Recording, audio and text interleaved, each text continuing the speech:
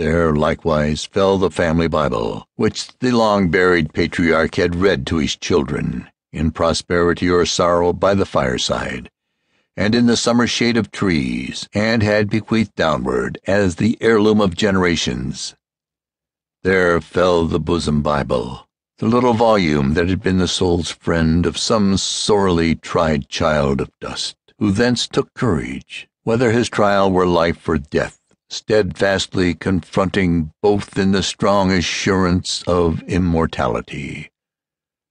All these were flung into the fierce and riotous blaze, and then a mighty wind came roaring across the plain with a desolate howl, as if it were the angry lamentation of the earth for the loss of heaven's sunshine, and it took the gigantic pyramid of flame and scattered the cinders of half-consumed abominations around upon the spectators. "This is terrible," said I, feeling that my cheek grew pale, and seeing a like change in the visages about me. "Be of good courage yet," answered the man with whom I had so often spoken. He continued to gaze steadily at this spectacle with a singular calmness, as if it concerned him merely as an observer.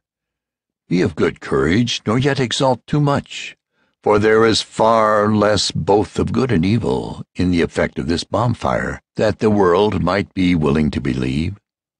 "How can that be?" exclaimed I impatiently. "Has it not consumed everything?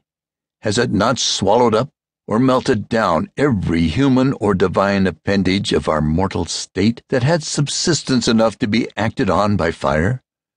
Will there be anything left to us tomorrow morning, better or worse, than a heap of embers and ashes?" "Assuredly there will," said my grave friend. "Come hither tomorrow morning, or whenever the combustible portion of the pile shall be quite burnt out, and you will find among the ashes everything really valuable that you have seen cast into the flames. Trust me, the world of tomorrow will again enrich itself with the gold and diamonds which have been cast off by the world of today. Not a truth is destroyed, nor buried so deep among the ashes, but it will be raked up at last." This was a strange assurance, yet I felt inclined to credit it, the more especially as I beheld among the wallowing flames a copy of the Holy Scriptures, the pages of which, instead of being blackened into tinder, only assumed a more dazzling whiteness as the finger-marks of human imperfections were purified away. Certain marginal notes and commentaries, it is true, yielded to the intensity of the fiery test, but without detriment to the smallest syllable that had flamed from the pen of inspiration. "Yes, there is the proof of what you say," answered I, turning to the observer. "But if only what is evil can feel the action of the fire, then surely the conflagration has been of inestimable utility. Yet, if I understand aright, you intimate a doubt whether the world's expectation of benefit will be realized by it. Listen to the talk of these worthies," said he, pointing to a group in front of the blazing pile. "Possibly they may teach you something useful without intending it." The persons whom he indicated consisted of that brutal and most earthly figure who had stood forth so furiously in defense of the gallows, the hangman, in short, together with the last thief and the last murderer, all three of whom had clustered about the last toper.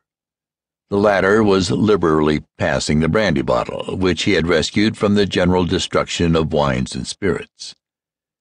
This little convivial party seemed at the lowest pitch of despondency, as considering that the purified world must needs be utterly unlike the sphere that they had hitherto known, and therefore but a strange and desolate abode for gentlemen of their kidney.